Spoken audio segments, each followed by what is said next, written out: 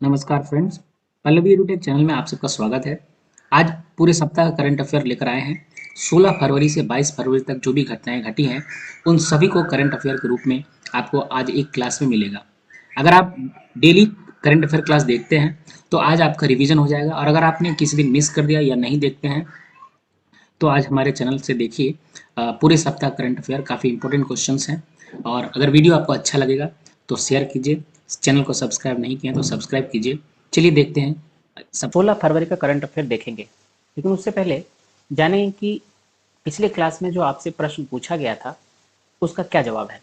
तो पिछले क्लास में आपसे पूछा गया था कि हाल ही में बिहार के राज्यपाल कौन बने हैं।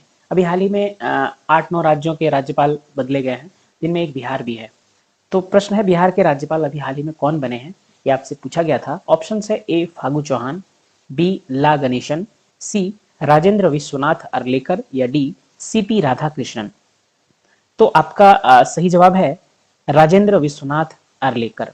अभी राजेंद्र विश्वनाथ अर्लेकर को बिहार के राज्यपाल के रूप में नियुक्त किया गया है। इससे पहले फागू चौहान जी बिहार के राज्यपाल थे। फागू चौहान जी के जगह पर राजेंद्र विश्वनाथ अर्लेकर को अब बिहार के राज्यपाल नियुक्त किया गया है। चलिए देखते हैं आज का पहला प्रश्न क्या है। करंट अफेयर में आज का पहला प्रश्न है, 16 फरवरी से 25 फरवरी 2023 तक दिव्यांगजन अधिकारिता विभाग दिव्य कला मेला कहां आयोजित करेगा। ऑप्शन है ए इंदौर, बी मुंबई, सी कानपुर या डी उड़ीसा।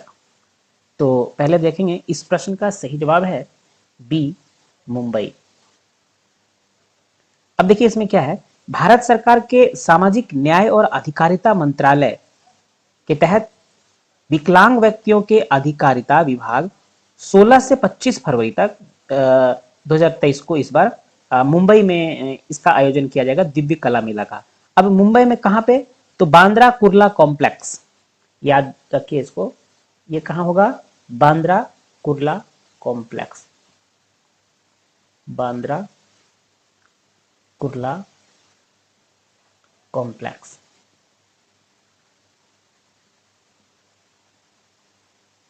चलिए अब आज का दूसरा प्रश्न देखते हैं। दूसरा प्रश्न है, भारत की पहली electric AC double decker bus का नाम क्या है। ऑप्शन है ए स्विच EIV 22, बी में स्टार बस, सी SVR ट्रेवल्स या डी PMI फोटोन। तो इस प्रश्न का सही जवाब है ए स्विच EIV 22, EIV 22। ये भारत की पहली electric AC double decker bus का नाम है, EIV स्विच EIV 22। इसमें यात्रियों के लिए नवीनतम तकनीक, आधुनिक डिजाइन और उच्चतम सुरक्षा भी रहेगा। और ये अभी भारत में नया नया लॉन्च हुआ है, तो याद रखेंगे इसका नाम स्विच EIV 22, भारत की पहली एसी डबल डेकर बस है। ये अभी 13 फरवरी को इसका लॉन्च हुआ है भारत में पहली बार। चलिए देखते हैं तीसरा प्रश्न है आज का, राष्ट्रीय उत्पादकता दिवस कब मनाया जाता है। तो इस प्रश्न का सही जवाब है, पहले ऑप्शन देखिए क्या है, ए 10 फरवरी, बी 11 फरवरी, सी 12 फरवरी या डी 14 फरवरी।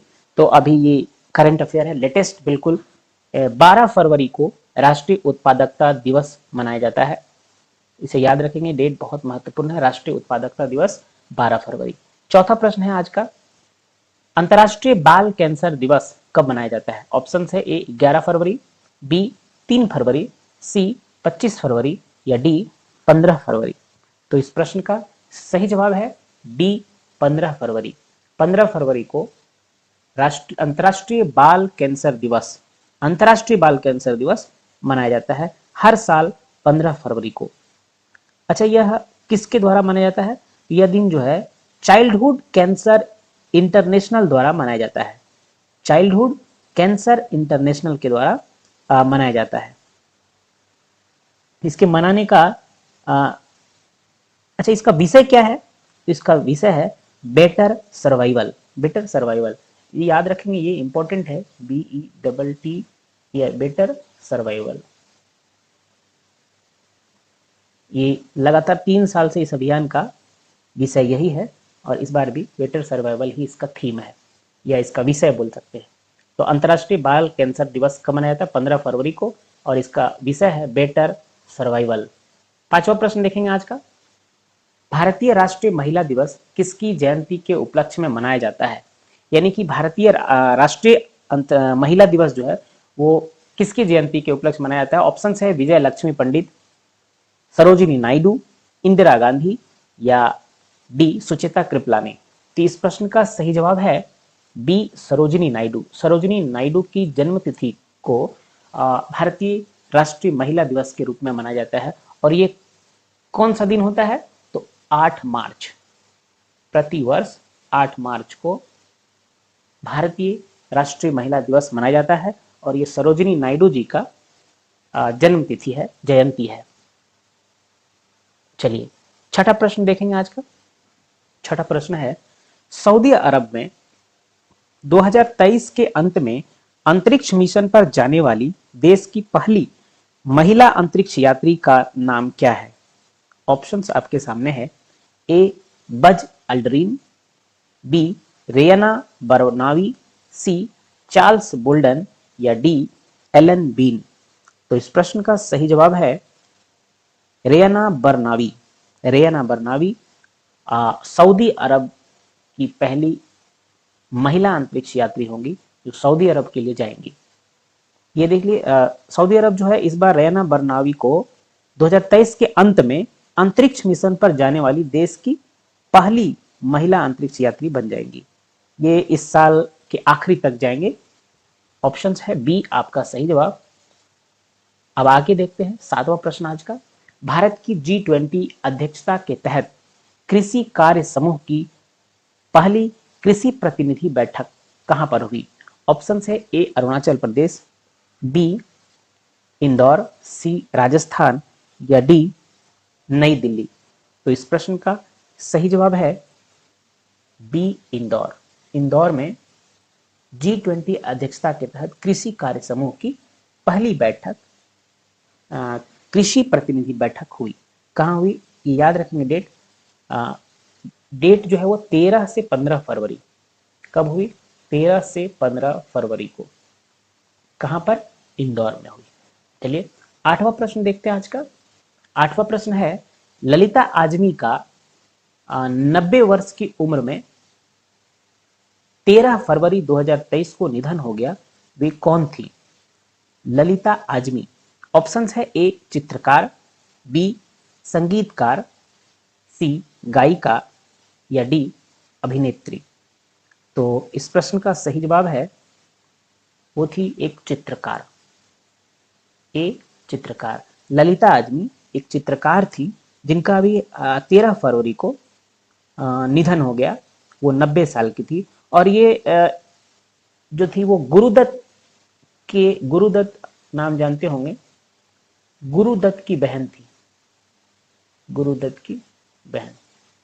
ये फिल्म एक्टर थे, इनकी बहन थी ललिता आजमी। एक्टर के साथ फिल्म निर्माता, निर्देशक जो बोले, फिल्म निर्माता बहुत बड़े थे गुरुदत्त, और साथ में कलाकार भी थे, एक्टर भी थे। तो इनकी बहन थी ललिता आजमी जिनका हाल ही में निधन हो गया और वे एक चित्रकार थी। अगला प्रश्न है 9वां। 14 फरवरी को हरियाणा पुलिस को प्रेसिडेंट कलर अवार्ड से सम्मानित किसने किया?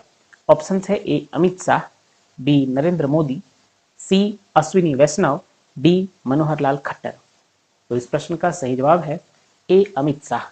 अमित शाह ने 14 फरवरी को हरियाणा पुलिस को प्रेसिडेंट कलर से अवार्ड से सम्मानित किया है। अच्छा, आपसे प्रश्न पूछा जाए कि हरियाणा के मुख्यमंत्री कौन है, तो हरियाणा के मुख्यमंत्री का नाम है मनोहर लाल खट्टर। ये है हरियाणा के मुख्यमंत्री। अब चलिए आज का आखिरी प्रश्न है, 10वां प्रश्न है आपके सामने। आदि महोत्सव फेस्टिवल कहां मनाया जाएगा? ऑप्शन है ए असम, बी मिजोरम, सी दिल्ली या डी लद्दाख। तो इस प्रश्न का सही जवाब है सी दिल्ली। दिल्ली में आदि महोत्सव फेस्टिवल मनाया जाएगा। इसका उद्घाटन प्रधानमंत्री नरेंद्र मोदी करेंगे। तो ये थे आज के 10 महत्वपूर्ण करंट अफेयर के प्रश्न। अब समय आ गया आपसे प्रश्न पूछने का। तो आज आपका प्रश्न है कि जो नए राज्यपाल बने हैं उसमें आज प्रश्न पूछा जाएगा आपसे कि झारखंड के नए राज्यपाल कौन बने हैं। ऑप्शन है रमेश बैस, सीपी राधाकृष्णन, राजेंद्र सिंह या सैयद इमरानी। तो इसका प्रश्न का जवाब आप कमेंट बॉक्स में दीजिए। कमेंट बॉक्स में आपके आंसर का इंतजार रहेगा। आज 17 फरवरी का करंट अफेयर देखेंगे, लेकिन उससे पहले जानेंगे कल करंट अफेयर के आखिरी में जो आपसे प्रश्न पूछा गया था उसका क्या जवाब है। तो कल आपसे पूछा गया था कि झारखंड के नए राज्यपाल कौन बने हैं। ऑप्शन है ए रमेश बैस, बी सीपी राधाकृष्णन, सी राजेंद्र सिंह या डी सैयद इमरानी। तो इस प्रश्न का सही जवाब है सीपी राधाकृष्णन, ऑप्शन बी। झारखंड के अभी नए राज्यपाल सीपी राधाकृष्णन बने हैं। इन्होंने रमेश बैस का स्थान लिया है। रमेश बैस इससे पहले झारखंड के राज्यपाल थे। अब इनके स्थान पर सीपी राधाकृष्णन जी को झारखंड का नया राज्यपाल बनाया गया है। चलिए अब चलते हैं आज के पहले प्रश्न की ओर। तो आज का पहला प्रश्न है, हाल ही में सुभाष चंद्रन ने किस उपन्यास के लिए केरल का अकबर ककतिल पुरस्कार जीता। ऑप्शन है ए नाउ यू ब्रीद, बी तुमड़ी के शब्द, सी समुद्र शिला या डी रेत की समाधि। तो इस प्रश्न का सही जवाब है समुद्र शिला, ऑप्शन सी सही जवाब है समुद्र शिला। अभी हाल ही में सुभाष चंद्रन ने समुद्र शिला उपन्यास के लिए केरल का अकबर ककतिल पुरस्कार जीता है। तो याद रखेंगे नाम, सुभाष चंद्रन का उपन्यास का नाम क्या है, समुद्र शिला। चलिए दूसरे प्रश्न की ओर चलते हैं। आज का दूसरा प्रश्न है, चक्रवात गैब्रियल के कारण हाल ही में किस देश में राष्ट्रीय आपातकाल की घोषणा की गई है। ऑप्शन है ए न्यूजीलैंड, बी अमेरिका, सी रूस या डी चीन। तो इस प्रश्न का सही जवाब है ए न्यूजीलैंड। अभी न्यूजीलैंड में एक बड़ी चक्रवात आई है जिसका नाम है गैब्रियल, और इससे भारी तबाही मची हुई है न्यूजीलैंड में, जिसके कारण वहां की सरकार ने राष्ट्रीय आपातकाल की घोषणा कर दी है। वहां बिजली की काफी किल्लत हो गई है, जिसके कारण राष्ट्रीय आपातकाल की घोषणा हुई है। बिजली के साथ ही काफी क्षति भी हुई है न्यूजीलैंड में, काफी पर्यावरण का जान माल की भी हानि हुई है। तो इस चक्रवात के कारण न्यूजीलैंड में राष्ट्रीय आपातकाल की घोषणा की गई है। अब बढ़ते हैं तीसरे प्रश्न की ओर। तीसरा प्रश्न है, स्वस्थ मन स्वस्थ घर किस मंत्रालय द्वारा शुरू की गई एक पहल है। ऑप्शन है ए आयुष मंत्रालय, बी स्वास्थ्य एवं परिवार कल्याण मंत्रालय, सी शिक्षा मंत्रालय या डी गृह मंत्रालय। तो नाम से ही आपको पता चल रहा है कि स्वस्थ मन स्वस्थ घर ये किस मंत्रालय का हो सकता है। आंसर सही जवाब है बी स्वास्थ्य एवं परिवार कल्याण मंत्रालय। स्वास्थ्य एवं परिवार कल्याण मंत्रालय के द्वारा स्वस्थ मन स्वस्थ घर एक पहल शुरू की गई है। अब आपसे एक प्रश्न है कि भारत के स्वास्थ्य एवं परिवार कल्याण मंत्री कौन है। तो इसका सही जवाब है, लिख लीजिए, मनसुख मांडविया। मनसुख मांडविया ये भारत के स्वास्थ्य एवं परिवार कल्याण मंत्री हैं। चलिए अगले प्रश्न की ओर चलते हैं। आज का अगला प्रश्न है, हाल ही में कौन सा देश अपनी पहली महिला अंतरिक्ष यात्री को अंतरिक्ष में भेजेगा। ऑप्शन है ए सऊदी अरब, बी अमेरिका, सी ऑस्ट्रेलिया या डी भारत। तो इस प्रश्न का सही जवाब है ए सऊदी अरब। सऊदी अरब ने 2023 की दूसरी तिमाही के दौरान, इसी साल दूसरी तिमाही के दौरान अंतरिक्ष में पहली महिला को अंतरिक्ष में भेजेगा। तो इस महिला का नाम पूछा जा सकता है। पिछले क्लास में हमने इनका नाम बताया था। आप अगर डेली फॉलो करते हैं हमारे चैनल को तो हर दिन करंट अफेयर इसमें आते हैं 10। तो इसमें पिछले एक दो क्लास पहले आपको बताया गया था कि सऊदी अरब से जो पहली महिला अंतरिक्ष यात्री जाएंगे उनका नाम क्या है। उनका नाम एक बार फिर से याद कर लीजिए। उनका नाम है रेयाना बरनावी। रेयाना बरनावी उनका यही फोटो है, बरनावी,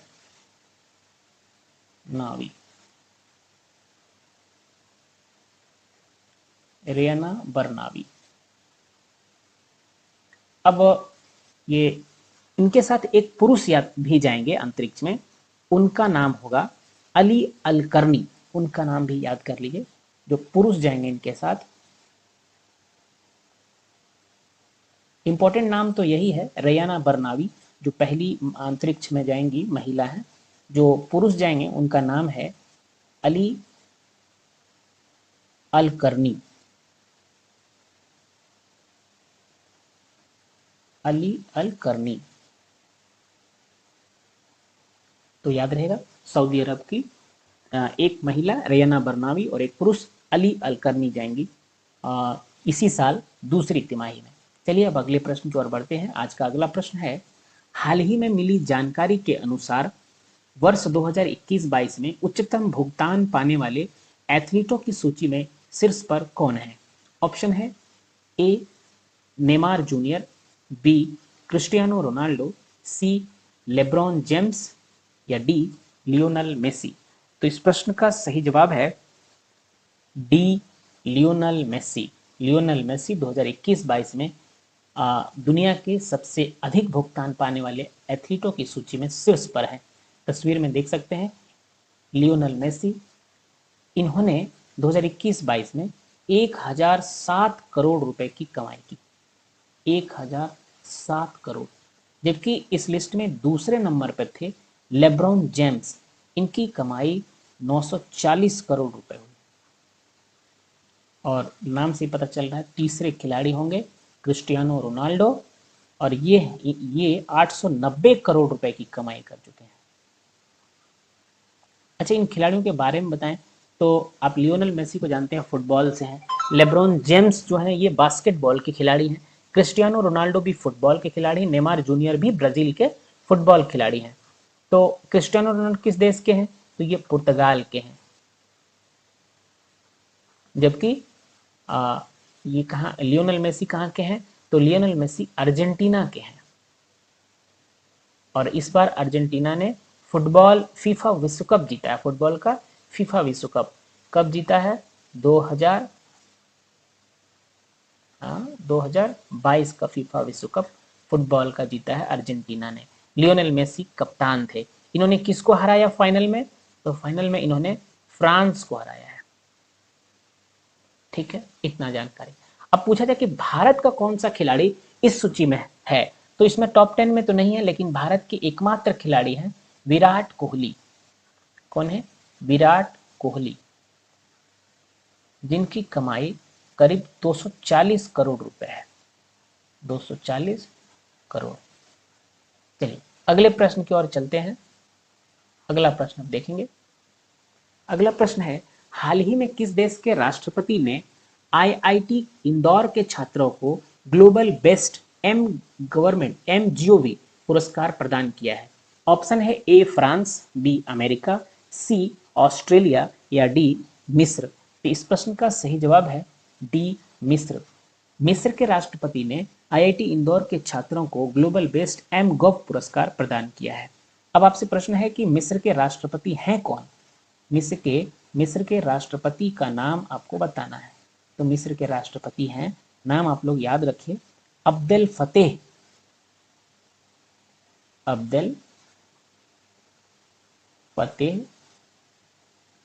अल सीसी। अब्देल फतेह अल सीसी मिस्र के राष्ट्रपति हैं अब्देल फतेह अल सीसी।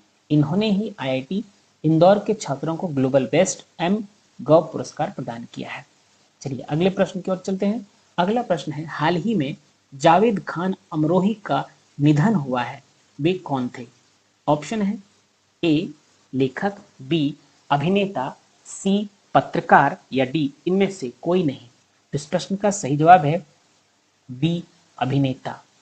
जावेद खान अमरोही एक जाने माने भारतीय अभिनेता हैं, वेटरन अभिनेता हैं। इनका हाल ही में निधन हो गया है। अब अगला प्रश्न है। अगला प्रश्न आपके सामने है, हाल ही में यूपीआई लाइट फीचर लॉन्च करने वाला पहला पेमेंट बैंक कौन बना है? ऑप्शन है A Fino payment bank, B Paytm payment bank, C Airtel payment bank या डी इनमें से कोई नहीं। तो इस प्रश्न का सही जवाब है Paytm payment bank. UPI light feature launch करने वाला पहला पेमेंट बैंक बना पेटीएम पेमेंट बैंक। अगले प्रश्न की ओर देखते हैं। अगला प्रश्न है आपका, हाल ही में कहाँ विज्ञान केंद्र और तारामंडल का निर्माण किया जाएगा? ऑप्शन है ए पुणे, बी कोटा, सी नई दिल्ली या डी इनमें से कोई नहीं। तो इस प्रश्न का सही जवाब है डी कोटा। हाल ही में कोटा में विज्ञान केंद्र और तारामंडल का निर्माण किया जाएगा जो विश्व स्तरीय होगा। इनमें करीब आपको 35 करोड़ 25 लाख रुपए खर्च आएंगे। 35 करोड़ 25 लाख रुपए खर्च आएंगे। यह राजस्थान के कोटा में इनका निर्माण किया जाएगा, विज्ञान केंद्र और तारामंडल का। अब अगले प्रश्न की ओर बढ़ते हैं। अगला प्रश्न है, हाल ही में कहां मारबर्ग वायरस रोग प्रकोप की पुष्टि हुई है? मारबर्ग वायरस, एक बार फिर से रोग देखिए, मारबर्ग वायरस रोग की प्रकोप की पुष्टि कहां हुई? ऑप्शन है ए इक्वेटोरियल गिनी, देश का नाम है इक्वेटोरियल गिनी, बी फिजी, सी साइप्रस या डी इनमें से कोई नहीं। तो इस प्रश्न का सही जवाब है ए इक्वेटोरियल गिनी। अभी हाल ही में इक्वेटोरियल गिनी में मारबर्ग वायरस रोग प्रकोप की पुष्टि हुई है। और अभी 2 माह पहले ही इस देश को यानी इक्वेटोरियल गिनी को इबोला मुक्त घोषित किया गया है। इबोला मुक्त घोषित किया गया। इबोला वायरस भी, इसका भी प्रकोप काफी था इक्वेटोरियल गिनी में, तो इबोला मुक्त घोषित किया गया था। और इसके साथ ही अभी मारबर्ग वायरस रोग की पुष्टि भी हुई है वहीं पे। एक आश्चर्य वाली बात यह है कि मारबर्ग वायरस और इबोला वायरस ये दोनों ही इक्वेटोरियल गिनी के एक जिले में हुई है। दोनों की पुष्टि जहां हुई थी उस जिले का नाम है गुएकैडो। याद रख लीजिए, अगर याद रख सकते तो, कभी कभी क्वेश्चन में आ जाता है। गुएकैडो एक ही होगा, गुएकैडो। गुएकैडो जिले में, ये जिला का नाम है, इक्वेटोरियल गिनी का एक जिला है गुएकैडो। यहीं पर मार्बर्ग वायरस और इबोला वायरस दोनों की पुष्टि इसी जिले में हुई थी। तो ये आज के महत्वपूर्ण प्रश्न थे करंट अफेयर से। अब समय है आपसे प्रश्न पूछने का। आपका प्रश्न है आज का, हाल ही में एयर इंडिया ने किस देश की एयरबस से 250 विमान हासिल करने के लिए समझौता किया है? ऑप्शन है A Spain, B Germany, C France या डी इनमें से कोई नहीं। तो इस प्रश्न का सही जवाब आपको कमेंट बॉक्स में कमेंट करना है। आपका स्वागत है। आज 18 फरवरी का करंट अफेयर देखेंगे, लेकिन उससे पहले हम लोग जानेंगे कि कल का जो प्रश्न पूछा गया था आपसे उसका क्या जवाब है। तो कल आपसे आखिरी में एक प्रश्न पूछा गया था जो था, हाल ही में एयर इंडिया ने किस देश की एयरबस से 250 विमान हासिल करने के लिए समझौता किया है? ऑप्शंस है A Spain, B Germany, C France या डी इनमें से कोई नहीं। तो इस प्रश्न का सही जवाब है सी फ्रांस। अभी हाल ही में एयर इंडिया ने फ्रांस की एयरबस से 250 विमान हासिल करने के लिए समझौता किया है। तो किसने किया? भारत की एयर इंडिया कंपनी ने फ्रांस की एयरबस से समझौता किया है 250 विमान के लिए। तो चलिए देखते हैं आज का पहला प्रश्न क्या है। आज का प्रश्न है, हाल ही में किस राज्य सरकार ने अपने बजट का 18.3% शिक्षा के लिए आवंटित किया है? ऑप्शंस है ए केरल, बी बिहार, सी छत्तीसगढ़ या डी झारखंड। तो इस प्रश्न का सही जवाब है बी बिहार। बिहार ने अभी हाल ही में अपने बजट का 18.3% शिक्षा पर खर्च किया है। इसके अलावा एक और है जिन्होंने 18% के आसपास शिक्षा पर खर्च किया है, वो है छत्तीसगढ़। इन्होंने अपने बजट का 18.82%, कितना? 18.82% शिक्षा पर खर्च किया है। बिहार ने 18.3%, जबकि छत्तीसगढ़ ने 18.82%। इसके अलावा कुछ इंपॉर्टेंट है अभी, गृह मंत्री अमित शाह ने बिहार के सारण में लोकनायक जयप्रकाश नारायण की प्रतिमा का अनावरण किया है। बहुत इंपॉर्टेंट है। अभी कहाँ पे किया है? बिहार के सारण जिले में। बिहार के सारण जिले में, बिहार के सारण जिले में एक प्रतिमा का अनावरण किया है। किसका, किनकी प्रतिमा है? जयप्रकाश नारायण की प्रतिमा है। और इनका अनावरण किन्होंने किया है? तो अमित शाह जी ने किया है, भारतीय गृह मंत्री अमित शाह ने। एक और इम्पोर्टेंट है बिहार के लिए, बिहार सरकार ने स्कूलों में अनिवार्य खेल पीरियड और नो बैग डे, यानी उस दिन बच्चों को स्कूल में बैग लेकर नहीं जाना है, शुरू करने का फैसला किया है। क्या क्या शुरू किया है? एक है नो बैग डे, बिहार में किया है नो बैग डे। ये प्रश्न आ सकता है कि नो बैग डे कहाँ शुरू किया गया है? तो बिहार सरकार के स्कूलों में ये शुरू किया गया है, नो बैग डे शुरू करने का फैसला किया गया अभी। और एक दूसरा है अनिवार्य खेल पीरियड, यानी एकदम नेसेसरी एक खेल पीरियड होगा, ये बिहार सरकार में शुरू करने का फैसला किया गया है। चलिए अब दूसरे प्रश्न की ओर चलते हैं। आज का दूसरा प्रश्न है, हाल ही में बोइंग ने भारत में कहाँ अपना पहला ग्लोबल सपोर्ट सेंटर लॉन्च किया है? ऑप्शंस है ए बेंगलुरु, बी कोलकाता, सी गुरुग्राम या डी नई दिल्ली। तो इस प्रश्न का सही जवाब है डी, सी गुरुग्राम। अभी हाल ही में बोइंग ने भारत में गुरुग्राम में अपना पहला ग्लोबल सपोर्ट सेंटर लॉन्च किया है। अब तीसरे प्रश्न की ओर चलते हैं। आज का तीसरा प्रश्न है, हाल ही में कैबिनेट ने कहा सिंकू ला टनल के निर्माण को मंजूरी दी है? ऑप्शंस है ए लद्दाख, बी जम्मू कश्मीर, सी उत्तराखंड या डी हिमाचल प्रदेश। तो इस प्रश्न का सही जवाब है ए लद्दाख। अभी हाल ही में कैबिनेट ने लद्दाख में सिंकू ला टनल, टनल का नाम याद रखिए, इंपॉर्टेंट है, सिंकू ला टनल, सिंकू ला टनल के निर्माण को मंजूरी दी है लद्दाख में। इसके अलावा एक इम्पोर्टेंट है, कुछ पॉइंट्स हैं देख लीजिए। लद्दाख पहली फ्रोजन लेक मैराथन की मेजबानी कर रहा है, ये देख लीजिए, इंपॉर्टेंट है ये, frozen lake, frozen frozen lake marathon. इसका मतलब होता है जमे हुए झील पर मैराथन, शायद यही होगा। फ्रोजन लेक, ये जम झील जो है वो बर्फ से जम जाती है, तो फ्रोजन लेक मैराथन की मेजबानी कर रहा है। कौन कर रहा है? तो लद्दाख पहली बार कर रहा है फ्रोजन लेक मैराथन की मेजबानी। इसके अलावा यायात्सो को लद्दाख का पहला जैव विविधता स्थल बनाया जाएगा। यायात्सो, ये भी इंपॉर्टेंट है, यायात्सो,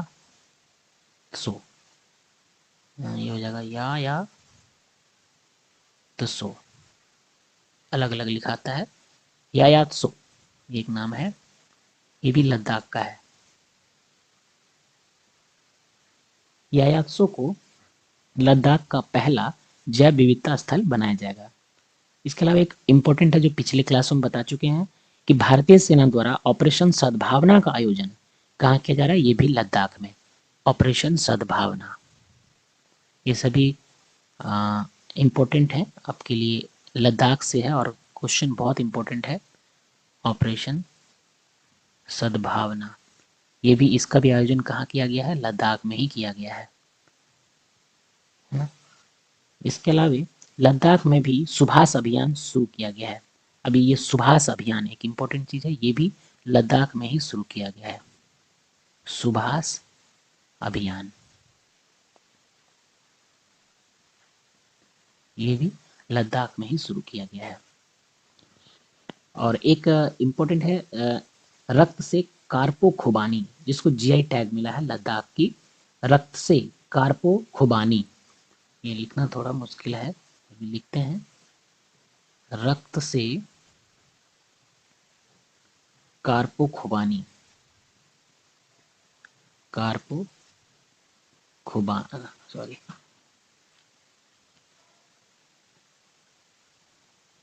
खुबानी, रक्त से कार्पो खुबानी, इसको जीआई टैग मिला है, ये लद्दाख का है। रक्त से कार्पो खुबानी को जीआई टैग मिला है। तो लद्दाख से इतने सारे इंपॉर्टेंट क्वेश्चन है। सबसे इंपॉर्टेंट तो ये है आपका कि सिंकुला टनल का निर्माण को मंजूरी मिली है कैबिनेट से, ये लद्दाख में। इसके अलावा लद्दाख में फ्रोजन लेक मैराथन का आयोजन हो रहा है पहली बार। यायात्सो लद्दाख का पहला जैव विविधता स्थल बनाया जाएगा। अगला है ऑपरेशन सद्भावना, भी लद्दाख में आयोजन किया गया भारतीय सेना के द्वारा। और सुभाष अभियान, ये लद्दाख में ही शुरू किया गया है। और एक इम्पोर्टेंट है रक्त से कार्पो खुबानी, इसको जीआई टैग मिला है। इसको क्या मिला है? जीआई टैग मिला है। ये भी लद्दाख का ही है, जीआई टैग मिला है, ये भी लद्दाख का है। तो लद्दाख से इतने इंपॉर्टेंट प्रश्न थे। अब चलते हैं अगला चौथा प्रश्न की ओर।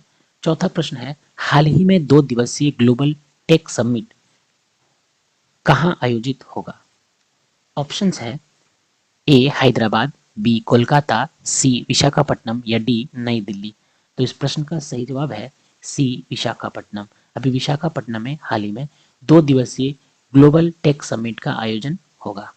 पांचवा प्रश्न देखते हैं आज का पांचवा प्रश्न, हाल ही में T20 इंटरनेशनल में 100 विकेट लेने वाली भारत की पहली गेंदबाज कौन बनी है? ऑप्शंस है ए दीप्ति शर्मा, बी राजेश्वरी गायकवाड़, सी झूलन गोस्वामी या डी पूनम यादव। तो इस प्रश्न का सही जवाब है ए दीप्ति शर्मा। भारतीय महिला क्रिकेट टीम की ऑलराउंडर खिलाड़ी हैं दीप्ति शर्मा। ये अभी T20 इंटरनेशनल में 100 विकेट लेने वाली भारत की पहली गेंदबाज बनी है। अगले प्रश्न की ओर बढ़ते हैं। आज का छठा प्रश्न है, हाल ही में भारत अमेरिका संयुक्त अभ्यास तारकस का छठा संस्करण कहाँ संपन्न हुआ है? ऑप्शंस है A Chennai, B Chicago, C New York या डी इनमें से कोई नहीं। तो इस प्रश्न का सही जवाब है ए चेन्नई। चेन्नई में भारत अमेरिका संयुक्त अभ्यास तारकस का छठा संस्करण संपन्न हुआ। सातवां प्रश्न आज का देखते हैं। आज का सातवां प्रश्न है, हाल ही में G20 संस्कृति कार्य समूह की बैठक कहाँ आयोजित होगी? ऑप्शन है ए नागपुर, बी बोध गया, सी वाराणसी या डी खजुराहो। तो इस प्रश्न का सही जवाब है डी खजुराहो। खजुराहो में अभी G20 संस्कृति कार्य समूह की बैठक का आयोजन होगा। आठवां प्रश्न है आज का। आठवां प्रश्न है, हाल ही फ्रांस में आयोजित होने वाला ओलंपिक 2024 का आदर्श वाक्य क्या है? ऑप्शन है A games wide open, B made for sharing, C faster higher stronger या डी सूट्स अल्टियूस फोर्टियस।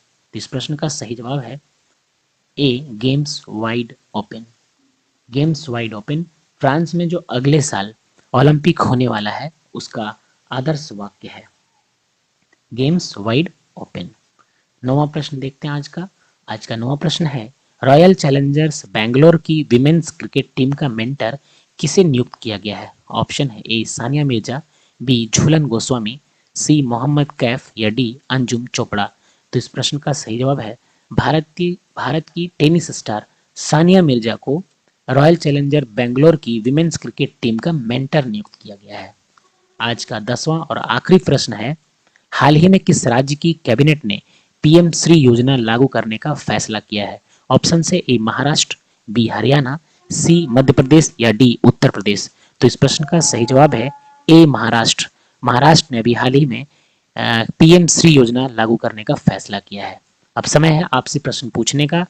आपका प्रश्न है कि हाल ही में अंतर्राष्ट्रीय बाल कैंसर दिवस कब मनाया गया है? ऑप्शन है ए 13 फरवरी, बी 14 फरवरी, सी 15 फरवरी या डी 16 फरवरी। तो इस प्रश्न का जवाब आप लोग कमेंट बॉक्स में दीजिए, आपके कमेंट का इंतजार रहेगा। और अगर अच्छा लगता है वीडियो तो अपने दोस्तों में शेयर कीजिए। आज 20 फरवरी का करंट अफेयर हम लोग देखेंगे। कल का करंट अफेयर का वीडियो नहीं आ पाया क्योंकि तबीयत थोड़ी मेरी ख़राब थी, आवाज़ अच्छा नहीं था, इसलिए वीडियो नहीं बना पाए। लेकिन कोई बात नहीं, कल का जो भी करंट अफेयर था वो आज और कल तक में वो शामिल कर लिया जाएगा वो सभी क्वेश्चंस को। तो देखते हैं, चलिए आज का करंट अफेयर का प्रश्न। लेकिन उससे पहले देखेंगे जो पिछले क्लास में हमने आपसे प्रश्न पूछा था कि हाल ही में अंतर्राष्ट्रीय बाल कैंसर दिवस कब मनाया गया है? ऑप्शन है ए 13 फरवरी, बी 14 फरवरी, सी 15 फरवरी या डी 16 फरवरी। तो इस प्रश्न का सही जवाब है सी 15 फरवरी। अभी हाल ही में 15 फरवरी को अंतर्राष्ट्रीय बाल कैंसर दिवस मनाया गया है। 15 फरवरी को अंतर्राष्ट्रीय बाल कैंसर दिवस, याद रखेंगे, इंपॉर्टेंट क्वेश्चन है। चलिए अब देखते हैं आज का पहला प्रश्न क्या है। तो आज का पहला प्रश्न है, हाल ही में वैश्विक पर्यटन लचीलापन दिवस पहली बार कब मनाया गया? इस प्रश्न का ऑप्शन है ए 15 फरवरी, बी 16 फरवरी, सी 17 फरवरी या डी 18 फरवरी। तो इस प्रश्न का सही जवाब है सी 17 फरवरी। अभी हाल ही में वैश्विक पर्यटन लचीलापन दिवस, लिखिए एक बार इसको ध्यान से, लचीलापन दिवस, वैश्विक पर्यटन लचीलापन दिवस, ये पहली बार मनाया गया है। कब मनाया गया है? 17 फरवरी को। याद रखेंगे, वैश्विक पर्यटन लचीलापन दिवस पहली बार 17 फरवरी को मनाया गया है, 17 फरवरी 2023 इसी साल। अब आज का दूसरा प्रश्न है कि हाल ही में भारत सरकार पहला वेस्ट टू हाइड्रोजन संयंत्र कहाँ स्थापित करेगी? ऑप्शंस है ए पुणे, बी नागपुर, सी नासिक या डी मुंबई। सभी ऑप्शंस महाराष्ट्र के हैं, तो इतना तो पता है कि अगर स्टेट पूछा जाए तो महाराष्ट्र आप टिक कर देंगे, लेकिन शहर पूछा गया है तो महाराष्ट्र किस शहर में? क्या है? भारत सरकार ने पहला वेस्ट टू हाइड्रोजन संयंत्र, वेस्ट टू हाइड्रोजन कहाँ स्थापित करेंगे? तो ये इसका सही जवाब है ए पुणे में। भारत सरकार पहला वेस्ट टू हाइड्रोजन संयंत्र पुणे में स्थापित करेगी। चलिए तीसरा प्रश्न है आज का, हाल ही में यूट्यूब के नए सीईओ के रूप में किसे नियुक्त किया गया? ऑप्शन है ए Catherine Russell, B T Raja Kumar, सी गिलबर्ट हांगबो या डी नील मोहन। तो इस प्रश्न का सही जवाब है डी नील मोहन। अभी नील मोहन को हाल ही में यूट्यूब ने अपने नए सीईओ के रूप में नियुक्त किया है, नए सीईओ। चौथा प्रश्न देखेंगे आज का। चौथा प्रश्न है, हाल ही में किस राज्य के मुख्यमंत्री ने मुख्यमंत्री शिक्षा पुरस्कार योजना शुरू की? ऑप्शंस है ए उड़ीसा, बी राजस्थान, सी बिहार या डी पंजाब। तो इस प्रश्न का सही जवाब है ए उड़ीसा। अभी हाल ही में उड़ीसा के मुख्यमंत्री ने मुख्यमंत्री शिक्षा पुरस्कार योजना शुरू की। अब पांचवा प्रश्न की ओर चलेंगे। आज का पांचवा प्रश्न है, हाल ही में तुलसीदास बलराम का निधन हुआ है, वे कौन थे? तुलसीदास बलराम नाम याद रख लेंगे, कौन थे? ऑप्शंस देखते हैं पहले। ऑप्शन है ए लेखक, बी फुटबॉलर, सी गायक या डी अभिनेता। तो इस प्रश्न का सही जवाब है बी फुटबॉलर। भी हाल ही में तुलसीदास बलराम जी का निधन हो गया है, ये एक फुटबॉलर थे। अब अगले प्रश्न की ओर चलेंगे। अगला प्रश्न है, हाल ही में किस देश को संयुक्त राष्ट्र सामाजिक विकास आयोग ने 62वें सत्र के अध्यक्ष के रूप में चुना है? ऑप्शन है ए फ्रांस, बी कनाडा, सी भारत या डी इंग्लैंड। तो इस प्रश्न का सही जवाब है सी भारत। भारत को अभी संयुक्त राष्ट्र ने सामाजिक विकास आयोग के 62वें सत्र के अध्यक्ष के रूप में चुना है। चलिए सातवां प्रश्न देखेंगे आज का। सातवां प्रश्न है, अभी हाल ही में राष्ट्रपति मुर्मू ने कहा अंतर्राष्ट्रीय इंजीनियरिंग और तकनीकी मेले का उद्घाटन किया है? ऑप्शन है ए नई दिल्ली, बी हैदराबाद, सी विशाखापट्टनम या डी कोलकाता। तो इस प्रश्न का सही जवाब है ए नई दिल्ली। अभी हाल ही में राष्ट्रपति मुर्मू ने नई दिल्ली में अंतर्राष्ट्रीय इंजीनियरिंग और तकनीकी मेले का उद्घाटन किया है।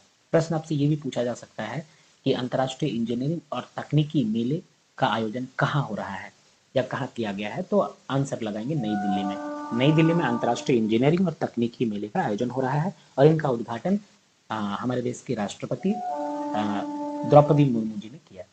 आठवां प्रश्न है आज का, हाल ही में विदेश मंत्री एस जयशंकर ने किस देश में सरदार वल्लभ भाई पटेल की प्रतिमा का अनावरण किया है? ऑप्शन है ए फ्रांस, बी रूस, सी फिजी या डी चीन।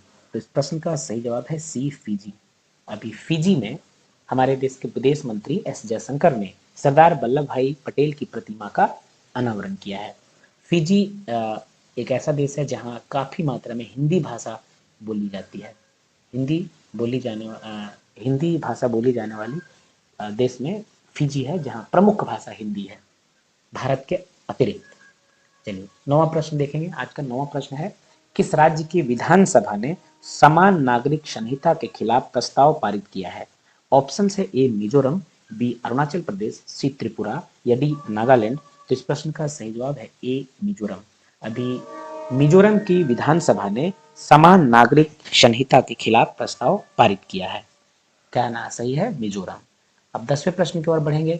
आज का आखिरी प्रश्न है वो है, हाल ही में केंद्र सरकार ने भारत चीन सीमा की सुरक्षा के लिए आईटीबीपी की कितनी नई बटालियन के गठन को मंजूरी दी?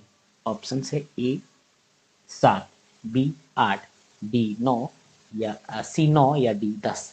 तो इस प्रश्न का सही जवाब है ए 7। अभी हाल ही में केंद्र सरकार ने भारत चीन सीमा की सुरक्षा के लिए आईटीबीपी की 7 नई बटालियन के गठन को मंजूरी दी। आईटीबीपी का आपसे फुल फॉर्म पूछा जा सकता है, तो आईटीबीपी का फुल फॉर्म है Indo Tibet,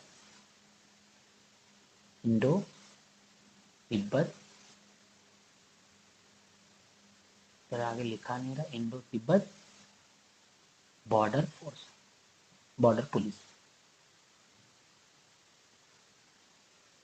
Indo Tibet border police. तो ये थे आज के 10 इंपॉर्टेंट प्रश्न। अब आप समय है आपसे प्रश्न पूछने का। तो आज आपसे जो प्रश्न पूछा जाएगा वो प्रश्न शायद रिकॉर्डेड, हाँ, वो प्रश्न है, हाल ही में शहाबुद्दीन चुप्पू किस देश के नए राष्ट्रपति बने हैं? ऑप्शन है ए कतर, बी बांग्लादेश, सी ईरान या डी इराक। तो आपको जवाब देना है इसका कमेंट बॉक्स में कि शहाबुद्दीन चुप्पू नए राष्ट्रपति बने हैं, किस देश के हैं। कमेंट बॉक्स में इसका जवाब दीजिए, आपके जवाब का इंतजार रहेगा। आज 21 फरवरी है और हम लोग आज देखेंगे कि 20 फरवरी में जो भी घटनाएं घटी हैं उनको करंट अफेयर के रूप में। तो उससे पहले हम लोग देखते हैं कि कल जो आपसे प्रश्न पूछा गया था उसका क्या जवाब है। तो कल आपसे आखिरी में प्रश्न पूछा गया था कि हाल ही में शहाबुद्दीन चुप्पू किस देश के नए राष्ट्रपति बने हैं। ऑप्शन है ए कतर, बी बांग्लादेश, सी ईरान या डी इराक। तो इस प्रश्न का सही जवाब है बी बांग्लादेश। हाल ही में अभी शहाबुद्दीन चुप्पू बांग्लादेश के 22वें राष्ट्रपति निर्वाचित होंगे। इनको चुनाव में निर्विरोध जीत हासिल हुई है। ये कौन होंगे, कितने नंबर के होंगे? 22वें राष्ट्रपति, बांग्लादेश के 22वें राष्ट्रपति निर्वाचित हुए हैं। ये पद की शपथ ग्रहण अब लेंगे। अच्छा, इनसे पहले जो 21वें राष्ट्रपति थे ये किनका स्थान लेंगे? तो 21वें राष्ट्रपति थे मोहम्मद अब्दुल हामिद। मोहम्मद अब्दुल हामिद, मोहम्मद अब्दुल हामिद 21वें राष्ट्रपति थे। इनका स्थान अब लेंगे 22वें राष्ट्रपति के रूप में शहाबुद्दीन चुप्पू। चलिए अब बढ़ते हैं आज के प्रश्न की ओर। आज आपका पहला प्रश्न मिलेगा, वो है यूनिसेफ इंडिया के राजदूत हाल ही में किसे बनाया गया है? ऑप्शन है ए पंकज त्रिपाठी, बी आयुष्मान खुराना, सी अनुपम खेर या डी आलिया भट्ट। तो इस प्रश्न का सही जवाब है बी आयुष्मान खुराना। जैसा कि आप तस्वीर में देख सकते हैं, बी आयुष्मान खुराना को यूनिसेफ इंडिया के राजदूत के रूप में हाल ही में नियुक्त किया गया है। अब आज का दूसरा प्रश्न देखते हैं। आज का दूसरा प्रश्न है, हाल ही में जारी ग्लोबल लेबर रेजिलियंस इंडेक्स 2023 में कौन शीर्ष पर रहा है? ऑप्शंस है ए रूस, बी डेनमार्क, सी मलेशिया या डी फिलीपींस। तो इस प्रश्न का सही जवाब है B Denmark. Global labour resilience index 2023 में डेनमार्क ने शीर्ष स्थान हासिल किया है। इसके साथ ही अगर इसमें पूछा जाए कि भारत का रैंक इसमें क्या है ग्लोबल लेबर रेजिलियंस इंडेक्स 2023 में, तो भारत का रैंक आपको जानना है 65वें नंबर पर है भारत, जबकि शीर्ष स्थान पर है डेनमार्क। आपसे दो ही प्रश्न पूछा जाएगा, पहला तो ये कि शीर्ष पर कौन है या फिर भारत का उसमें रैंक क्या है। तो दोनों ही आपको पता हो चल गया कि भारत 65वें स्थान पर है जबकि डेनमार्क शीर्ष स्थान पर है। चलिए अगले प्रश्न की ओर चलते हैं। तो आज का अगला प्रश्न है, हाल ही में किस देश ने भारत के फ्रोजन सी फूड पर से प्रतिबंध हटाया है? ऑप्शन है ए रूस, बी कतर, सी फ्रांस या डी इनमें से कोई नहीं। तो इस प्रश्न का सही जवाब है बी कतर। भी हाल ही में कतर ने भारत के फ्रोजन सी फूड पर से प्रतिबंध हटा लिया है। इस प्रश्न का सही जवाब होगा कतर। अब हम लोग बढ़ते हैं अगले प्रश्न की ओर। अगला प्रश्न है, हाल ही में जारी मॉर्गन स्टैनली की रिपोर्ट के अनुसार FY24 में भारत की जीडीपी कितने प्रतिशत की दर से बढ़ेगी? ऑप्शंस है ए 5.9%, बी 6.8%, सी 6.2% या डी 7.8%। तो इस प्रश्न का सही जवाब है सी 6.2%। अभी जो ये जारी किया है मॉर्गन स्टैनली रिपोर्ट, ये इंपॉर्टेंट है, याद रखें किन्होंने जारी किया है, तो मॉर्गन स्टैनली की रिपोर्ट के अनुसार फिजिकल ईयर 2024 या फाइनेंशियल ईयर 2024 में भारत की जीडीपी कितने प्रतिशत से दर से बढ़ेगी? इन्होंने अनुमान लगाया कि 6.2%। तो ये दो चीज पूछा जा सकता है कि अनुमान किसने लगाया। तो ये किन की रिपोर्ट है? तो ये है मॉर्गन स्टैनली की रिपोर्ट। और कितने प्रतिशत की दर से बढ़ेगी? तो 6.2% की दर से। चलिए अगला प्रश्न की ओर बढ़ते हैं। अगला प्रश्न है आपके लिए, भारत ने हाल ही में किसके साथ मिलकर डिजिटल वर्क प्लान 2023 को अपनाया है? तो इस ऑप्शन है ए आसियान, बी ब्रिक्स, सी एससीओ या डी क्वाड। तो इस प्रश्न का सही जवाब है आसियान। आसियान। अभी ये भारत और आसियान ने इस कार्य योजना को 2023 को मंजूरी दी है। भारत और आसियान देशों ने मिलकर डिजिटल वर्क प्लान 2023 को अपनाया है। चलिए अगले प्रश्न की ओर बढ़ते हैं। अगला प्रश्न है आपके लिए, हाल ही में कहाँ पहला राज्य स्तरीय झींगा मेला शुरू हुआ है? झींगा एक प्रकार का मछली है, तो कौन से स्टेट में झींगा मेला शुरू हुआ? देखिए ये झींगा का तस्वीर है, आप देख सकते हैं ये मछली है जिसे खाया जाता है। ऑप्शन है ए आंध्र प्रदेश, बी पंजाब, सी अरुणाचल प्रदेश या डी इनमें से कोई नहीं। तो इस प्रश्न का सही जवाब है बी पंजाब। पंजाब में अभी हाल ही में झींगा मेला की शुरुआत हुई है। एक चीज इसमें देख लीजिए, झींगा मेला कहाँ लगा है? पंजाब के मुक्तसर जिले के एनाखेड़ा गांव में। ये याद रखिए, जिला का नाम पंजाब के मुक्तसर जिले नाम है, मुक्तसर जिला। जबकि गांव का नाम क्या है? कभी कभी गांव भी पूछा जाता है, एनाखेड़ा। ये साथ में है एनाखेड़ा। और ये कब से मेला शुरू हुआ है? तो 17 फरवरी से ये मेला शुरू हुआ है। चलिए आगे बढ़ते हैं अगले प्रश्न की ओर। ये प्रश्न है, उत्तर भारत का पहला परमाणु संयंत्र कहाँ स्थापित होगा? ऑप्शन से एक हरियाणा के गोरखपुर में, बी गुलमर्ग जम्मू कश्मीर में, सी कुल्लू हिमाचल प्रदेश में या डी दिल्ली में। तो इस प्रश्न का सही जवाब है हरियाणा के गोरखपुर में। यहाँ कंफ्यूज नहीं होंगे, एक गोरखपुर जो काफ़ी फेमस है वो उत्तर प्रदेश में है, लेकिन ये गोरखपुर कहाँ पर है? हरियाणा में।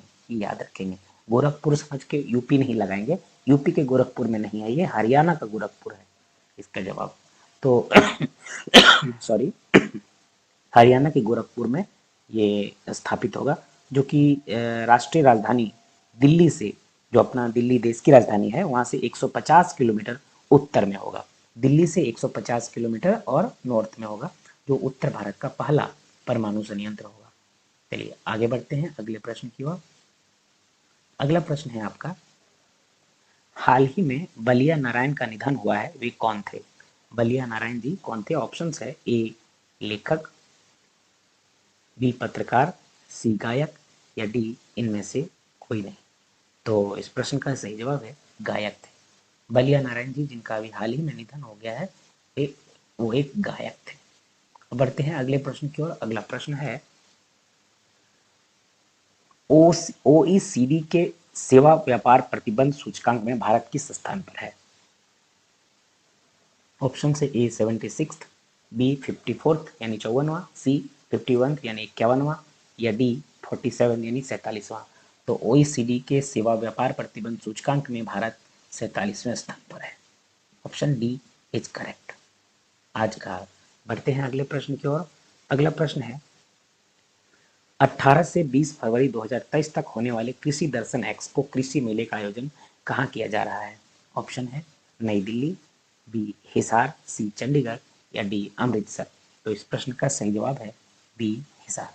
हिसार में 18 से 20 फरवरी 2023 तक होने वाले कृषि एक्सपो दर्शन मेले यानी कृषि मेले का आयोजन किया जा रहा है। कहाँ किया जा रहा है? तो हिसार में। इसका आंसर है हिसार। अब समय आ गया है आपसे प्रश्न पूछने का। तो आपका प्रश्न है जिसका जवाब आपको देना है कि मध्य प्रदेश के कूनो नेशनल पार्क में दक्षिण अफ्रीका से कितने चीते लाए गए? मध्य प्रदेश के कूनो नेशनल पार्क में दक्षिण अफ्रीका से कितने चीते लाए गए हैं? ऑप्शन से ए 12, बी 15, सी 16 या डी 20। इसका जवाब आपको कमेंट बॉक्स में देना है। कमेंट बॉक्स में इसका आंसर लिखिए। आज 22 फरवरी है और आज हम लोग देखेंगे 21 फरवरी को जो भी घटनाएं घटी है और उनसे जो भी प्रश्न करंट अफेयर के रूप में बनते हैं वो सब आज देखेंगे। जो महत्वपूर्ण होगा परीक्षाओं के लिए, कोई भी एग्जाम्स के लिए, एसएससी के लिए, रेलवे के लिए, यूपीएससी के लिए, बीपीएससी या कोई भी स्टेट एसएससी, स्टेट पीसीएस के लिए, वो सभी प्रश्न देखेंगे आज। लेकिन उससे पहले हम लोग जानेंगे कि कल जो आपसे प्रश्न पूछा गया था उसका क्या जवाब है। तो कल आपसे प्रश्न पूछा गया था कि मध्य प्रदेश के कुनू नेशनल पार्क में दक्षिण अफ्रीका से कितने चीते लाए गए थे। ऑप्शंस थे आपके A12, B15, C16 या D20। तो इस प्रश्न का सही जवाब है A12।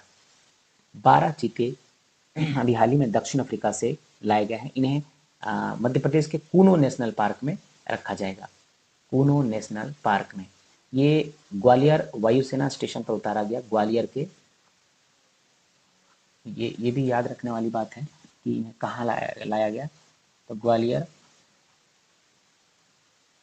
के वायुसेना स्टेशन पर लाया गया। इन्हें MI-17 हेलीकॉप्टर से लाया गया। MI-17 हेलीकॉप्टर से लाया गया और इन्हें ग्वालियर के एयरपोर्ट पे या वायुसेना स्टेशन पर उतारा गया। और उसके बाद मध्य प्रदेश के मुख्यमंत्री श्री शिवराज सिंह चौहान ने इन्हें बाड़े में छोड़ा। जहाँ अब बढ़ते हैं अगले प्रश्न की ओर। आज का पहला प्रश्न है, रणजी ट्रॉफी 2022-23 का खिताब किसने जीता। ऑप्शन है आपके सामने A Himachal Pradesh, B Madhya Pradesh, C Maharashtra या D सौराष्ट्र। तो इस प्रश्न का सही जवाब है D सौराष्ट्र। अभी हाल ही में रणजी ट्रॉफी फाइनल में सौराष्ट्र ने बंगाल को हराकर, किसे हराया था ये याद रखेंगे, बंगाल को हराकर रणजी ट्रॉफी फाइनल जीत लिया है। बंगाल को इन्होंने 9 विकेट से हरा दिया। सौराष्ट्र ने बंगाल को 9 विकेट से हरा दिया। इसके साथ ही सौराष्ट्र ने 3 वर्षों में, पिछले 3 सीजन में लगातार दूसरी बार चैंपियन बनी है ये सौराष्ट्र की टीम। और आप देखेंगे तो फाइनल मुकाबले में जयदेव उनादकट ने शानदार प्रदर्शन किया। जयदेव उनादकट। चलिए अब बढ़ते हैं दूसरे प्रश्न की ओर। आज का दूसरा प्रश्न है, सुजलाम सुफलाम जल अभियान का 6वां संस्करण किस राज्य में शुरू हुआ है।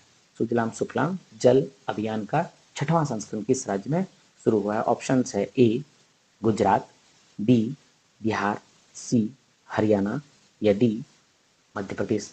तो इस प्रश्न का सही जवाब है A गुजरात। हाल ही में गुजरात में सुजलाम सुफलाम जल अभियान का 6वां संस्करण शुरू हुआ है।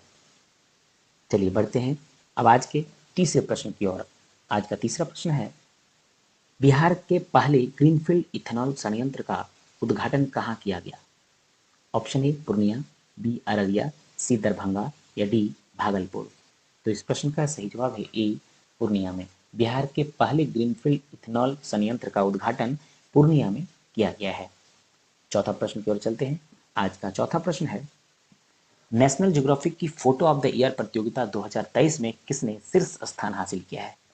ऑप्शन है A Dabbu Ratnani, B Atul Kasbekar, C Kartik Subramaniam या D सुनी तारापुरवाला। तो इस प्रश्न का सही जवाब है C कार्तिक सुब्रमण्यम। कार्तिक सुब्रमण्यम को फोटो ऑफ द ईयर प्रतियोगिता 2023 में शीर्ष स्थान हासिल हुआ है नेशनल ज्योग्राफिक की फोटो ऑफ द ईयर प्रतियोगिता में।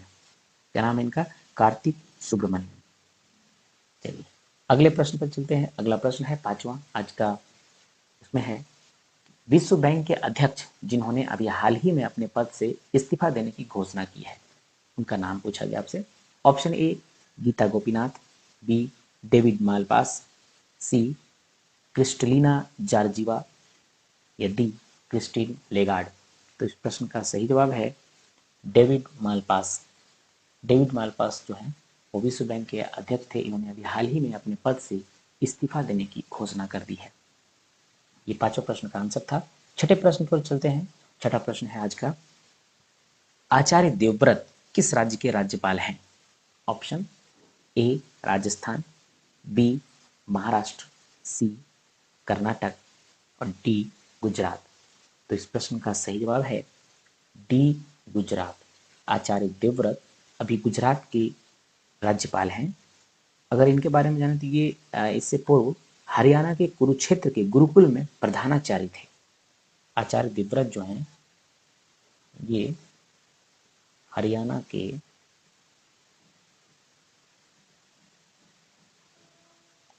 क्या थे पहले, ये हरियाणा के कुरुक्षेत्र के गुरुकुल में, हरियाणा में कुरुक्षेत्र एक जगह है बहुत ही फेमस, सभी जानते होंगे आप लोग। हरियाणा के कुरुक्षेत्र के गुरुकुल में प्रधानाचार्य थे।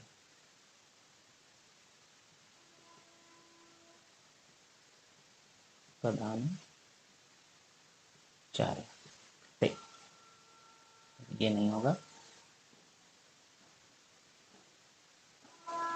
इससे पहले ये प्रधानाचार्य थे, अभी ये क्या हैं, तो अभी हैं गुजरात के राज्यपाल आचार्य देवव्रत। चलिए 7वां प्रश्न देखेंगे। 7वां प्रश्न है आपके लिए कि हाल ही में किस मंत्रालय ने M passport police app launch किया? ऑप्शन ए कृषि मंत्रालय, बी शिक्षा मंत्रालय, सी विदेश मंत्रालय या डी गृह मंत्रालय। तो इस प्रश्न का सही जवाब है सी विदेश मंत्रालय। अभी हाल ही में विदेश मंत्रालय ने M passport police app launch किया है। एम पासपोर्ट पुलिस ऐप जो है विदेश मंत्रालय ने ये वेरिफिकेशन की प्रक्रिया को तेज करने के लिए, जो आप पासपोर्ट बनाएंगे तो वेरिफिकेशन होता है, जो पुलिस वेरिफिकेशन, उस प्रक्रिया को तेज करने के लिए ही ये ऐप लॉन्च किया गया है। 8वां प्रश्न है आज का। 8वां प्रश्न है आपके लिए, हाल ही में किसे नीति आयोग का नया सीईओ नियुक्त किया गया है? ऑप्शन है ए ज्ञानेंद्र प्रताप सिंह, बी बीवी सुब्रमण्यम, सी माधवेंद्र सिंह या डी इनमें से कोई नहीं। तो इस प्रश्न का सही जवाब है बी बीवी सुब्रमण्यम। बीवी सुब्रमण्यम को हाल ही में नीति आयोग का नया सीईओ नियुक्त किया गया है। इनका नाम है बी बी आर सुब्रमण्यम।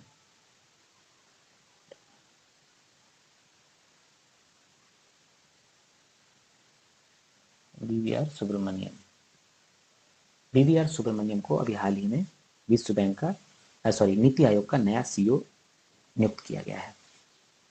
ये एक भारतीय प्रशासनिक सेवा के पूर्व अधिकारी थे, पूर्व आईएएस थे, और अब ये नीति आयोग के नए सीईओ बने हैं। चलिए 9वें प्रश्न पर बढ़ते हैं। 9वां प्रश्न है आपका, हाल ही में विश्व सामाजिक न्याय दिवस कब मनाया गया है? ऑप्शन है ए 18 फरवरी, बी 19 फरवरी, सी 20 फरवरी या डी 21 फरवरी। तो इस प्रश्न का सही जवाब है सी 20 फरवरी। अभी हाल ही में 20 फरवरी को विश्व सामाजिक न्याय दिवस मनाया गया है। हर एक साल ये 20 फरवरी को ही मनाया जाता है विश्व सामाजिक न्याय दिवस। कुछ इंपॉर्टेंट दिवस हैं जो आपसे पूछा जा सकता है इस मंथ का, उसमें है, देखते हैं दो चार। पहला है 1 फरवरी। 1 फरवरी को क्या मनाया जाता है? तो 1 फरवरी को भारतीय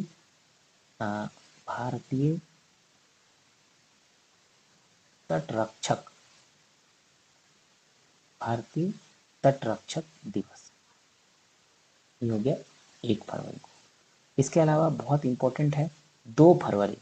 2 फरवरी को ये बहुत महत्वपूर्ण विश्व आर्द्रभूमि दिवस, ये बताया दी गया है पिछले क्लास में, विश्व आर्द्रभूमि दिवस। विश्व आर्द्रभूमि दिवस 10 फरवरी को अगर आप देखेंगे तो ये हो जाएगा आपका विश्व दलहन दिवस। दलहन दिवस, विश्व दलहन दिवस। ये कुछ फरवरी के महत्वपूर्ण दिवस हैं जिन्हें आपको याद रखना चाहिए। एक और बहुत इंपॉर्टेंट है 13 फरवरी, विश्व रेडियो दिवस। 13 फरवरी विश्व रेडियो दिवस। आप अगर चाहें तो इसे कहीं लिख सकते हैं या स्क्रीनशॉट लेकर रख लीजिए, ये भी चलेगा। और 15 फरवरी अंतर्राष्ट्रीय बाल कैंसर दिवस। अंतर्राष्ट्रीय अंतर्राष्ट्रीय बाल कैंसर दिवस, ये फरवरी मंथ के बहुत ही महत्वपूर्ण दिवस हैं, इन्हें अवश्य याद रखिए। प्रश्न कहीं से भी आ सकता है, तो उसके लिए आपको तैयार रहना है। तो ये फरवरी के महत्वपूर्ण दिवस हैं, इन पे स्क्रीनशॉट रख सकते हैं या लिख लीजिए कॉपी में। चलिए 10वां प्रश्न की ओर बढ़ते हैं। आज का 10वां प्रश्न है, हाल ही में किस देश की प्रथम मंत्री निकोला स्टर्जन ने इस्तीफा दिया है? याद रखिए मंत्री जी का नाम क्या है, निकोला स्टर्जन।